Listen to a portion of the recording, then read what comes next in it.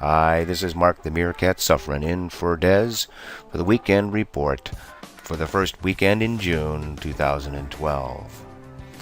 Well, it was a bloody day on Wall Street on Friday. The SPX dropped the most that it has since August of 2011. That's in 10 months, the worst down day. I mean, if you look at the numbers, it's nothing but blood here. We've got the Dow Jones Industrial down 2.2%, the SPX down 2.4%, the Nasdaq down 2.8%, and the small caps down 3.2%. And look at Bank. Look at Bank down 3.8%. It led the way down. Very, very sign, ladies and gentlemen. The VIX was up 10%. That's a lot more than 3x times these numbers here. Gold and silver up substantially. And then oil was down substantially, and then of course the dollar was down, which sometimes is opposite. And for our grok grads out there, the 2.2 was the trend. So we know what that could mean. So take a look here at the daily SPX. We not only blew through this bear flag that we had, it also blew through the 1300 line of support, through the 200-day moving average, and it even closed below that. This is actually, in 2 days, has fallen more than the prediction would be for this bear flag. So what are we looking at next as far as lines of support? We're looking here at a very slight one. Now it's actually below that one there too. Next could be the 1265 area, and then the next could be the 1241. But there's something very interesting going on. It's forming another pattern here, actually a bullish pattern. It's now forming a falling wedge from here and over to here, and if it projects out that way, you can really see the wedge forming. This is a bullish pattern. If it breaks to the upside of this, we could have a reversal going on. But to do that, we're going to have to close above the 1300 line again. Of course, that was a major line of support. It can now be a major line of resistance on the way up.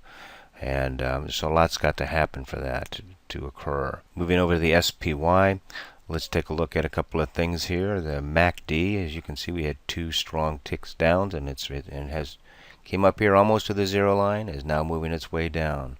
If we look down here on volume, take a look at this. On the downstroke of the price, we've had an upstroke of volume. This is not good. This is like taking an airplane, pointing the nose down, and pushing in the throttle. So, yeah, a lot of bearish signs on the market. Let's look at the SPX weekly. Again, you can see the falling wedge forming here, and we're well below the 1300 line. We're now below the 50 moving average on the weekly chart. That's a bearish sign as well. And we're below that line of support. Next one could be on the weekly chart, 1255-ish area. Below that, we have the 1218 to 20 area. This is on the weekly chart. Let's take a look at monthly. So on the monthly, here we get the next line of support or resistance. Looks again at the 1255 area. And then below, next to that then, is at the 1190 area. So we could fall a long ways here, folks. Or it could reverse, and we could start our way back up again. We never know. Let's take a look at the Dow Jones Industrials. Here's the daily chart. It too broke through the 12300 area. It also broke through big red, the 200-day moving average, and it fell considerably below that actually. Our next line of support is right there. It's right at the 12100 area. Then next we have the 1200 area itself would be our next line under that on the daily chart. Take a look at it weekly. Bam, there we go. We fell down be even below again the 50 moving average on the weekly chart. A bearish sign. Next line of support around the 1190 area, 1192 to 95 area. On the monthly chart, now you got to remember, this is one day of the month here, and it's already not looking good. We've definitely on a downstroke here. Next line of support could be 1192 areas, and then 11600. Now for the Nasdaq, here's the daily chart. It just closed below 200-day moving average there. It did not quite reach the 2700 major support line that we identified earlier, but definitely this bear pullback has now completed itself and is on its way down. And let's take a look now at the weekly. Bam! We had 1 week we came up, and then now another down week. That's 4 out of 5 down weeks in a row. Let's take a look next at the monthly. So again, this 2700 area is a possible line of support.